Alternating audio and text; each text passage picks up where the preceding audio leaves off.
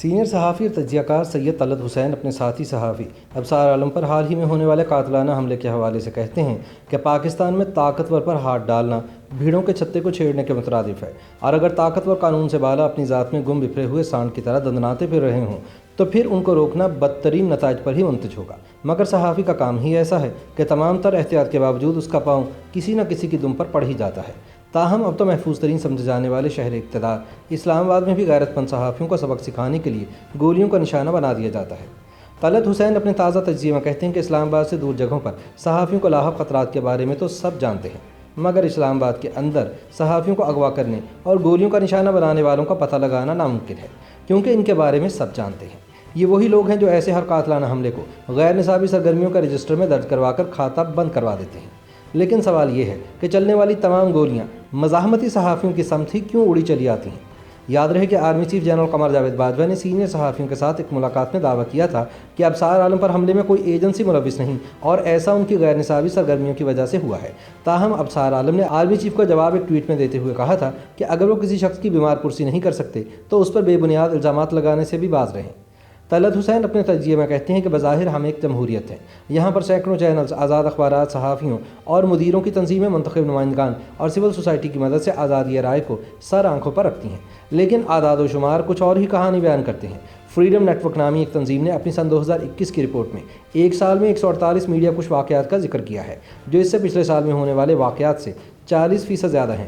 Report کے مطابق صحافیوں پر حملوں کے 27 مقدمات درج کیے گئے اور وفاقی دارالحکومت اسلام آباد صحافیوں کے لیے خطرناک ترین شہر قرار پایا۔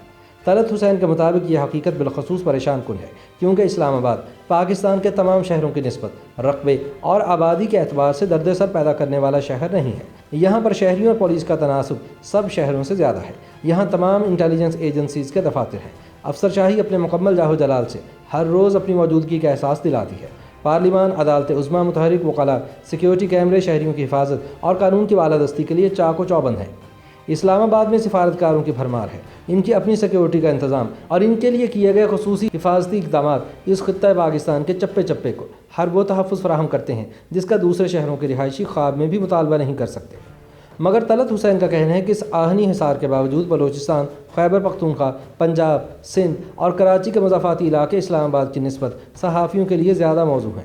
یہ ذہن میں رکھیں کہ اسلام آباد میں کام کرنے والے صحافی اور مالکان اتنے اثر و رسوخ کے مالک سمجھے جاتے ہیں کہ تجزیاتی طور پر ان پر حکومتیں بنوانے اور گروانے کا الزام بھی اکثر عائد کیا جاتا ہے۔ ان کی ذاتی دوستیاں ہیں، تعلقات ہیں، طاقتوروں کے گھروں میں آنا جانا ہے، مگر پھر بھی یہ لوگ نہ اپنی جان بچا سکتے ہیں اور نہ ہی مسلسل دھمکیوں کو روکنے کی سخت رکھتے ہیں۔ ایسی قسم پرسی تو دور دراز علاقوں کے میڈیا کے نمائندے بھی محسوس نہیں کرتے ہوں گے، جس کا شکار آج اسلام آباد کے صحافی نظر آتے ہیں۔ اس تناظر میں ابصار عالم پر ہونے والا قاتلانہ حملہ مزید اہمیت اختیار کر لیتا ہے۔ طلعت حسین کا کہنا ہے کہ بنیادی شخصی آزادیوں کی بدترین مثال ہونے کے ساتھ ساتھ یہ واقعہ اسلام آباد میں صحافت کے خطرات کو پریشان کن انداز سے سامنے لایا ہے۔ ابصار عالم اپنے گھر سے سینکڑوں میل دور پہاڑی علاقوں میں خاموش یا تاریک گزرگاہوں میں گھومتے ہوئے قاتلانہ حملے کا شکار نہیں ہوئے۔ وہ چمکتی شام سینکڑوں پڑھے لکھے شہریوں کی موجودگی میں گھر سے چند گز کے فاصلے پر ایک پارک میں 2 فٹ کے فاصلے سے گولی کا نشانہ بنے۔ ابصار کا حملہ آور موٹر سائیکل پر سوار نہیں تھا۔ دیدہ دلیری یہ ہے کہ وہ اپنے اہداف کے پارک میں داخل ہونے کے 20 منٹ بعد اس کے 3 چکر لگا چکا تھا۔ اس نے درخت کے پیچھے سے چھپ کر وار نہیں کیا، اس نے نہایت دیدہ دلیری سے کھلے آسمان کے نیچے سب کے بیچ ہاتھ سیدھا کر کے گولی چلائی اور پھر اپنی ٹانگوں پر بھاگتا ہوا ایسے نکل گیا جیسے مکھن سے بال۔ لیکن طلعت حسین کے مطابق قسمت ابصار عالم کے ساتھ تھی۔ چند خدا ترس گاڑی سوار نوجوانوں نے ابصار عالم کو بروقت اسپتال منتقل کر دیا اور وہ گولی جس نے انہیں اگلے جہان پہنچانا تھا ان کی آنکھ میں سوراخ کیے بغیر اپنی حدت سے اپنے دیے ہوئے زخم کو وقتی طور پر مندمل کرتی ہوئی جسم کی دوسری جانب سے نکل گئی۔ ڈاکٹرز کا کہنا ہے کہ عموماً بڑی آنکھ کو نشانہ بنانے والی گولی درجن سے زائد جگہوں پر اپنے جان لیوا زخم چھوڑتی ہے۔ اگر یہ سب نہ ہوتا تو حالات ایک اور بدترین سانحے کو جنم دے چکے ہوتے۔ طلعت حسین افسوس کا اظہار کرتے ہوئے کہتے ہیں کہ اس واقعے پر چند نام نہاد صحافیوں نے نیم خوشی کے عالم میں جس طرح شکوک و شبہات کا اظہار کیا وہ ابصار عالم پر ہونے والے قاتلانہ حملے سے کم نہیں۔ ان افواہ سازوں کے معیار کے مطابق جب تک خون آلود چھلنی کی ہوئی لاش نظر نہ آئے تب تک حملہ نہیں ہوتا۔ وہ حملے کی زد میں آئے ہوئے شخص سے کفن کی ضمانت حاصل کیے بغیر اس کے زخموں کو اہمیت دینے پر تیار نہیں ہوتے۔ حملہ آور کی گولی اور ان کے ٹویٹ اور تجزیے اسی نفرت میں ڈوبے ہوئے ہیں جس نے اسلام آباد کی دلکشی میں چھپے ہوئے بدصورت افریتوں کو بے لگام کر دیا ہے۔ اسی لیے تو صحافیوں پر ہونے والے ہر قاتلانہ حملے کو غیر نصابی سرگرمیوں کا رجسٹر میں درج کر کے کھاتہ بند کر دیا جاتا ہے۔ نہ جانے تمام غیرت مند گولیاں مزاحمتی صحافیوں کی سمت ہی کیوں چلی آتی ہیں۔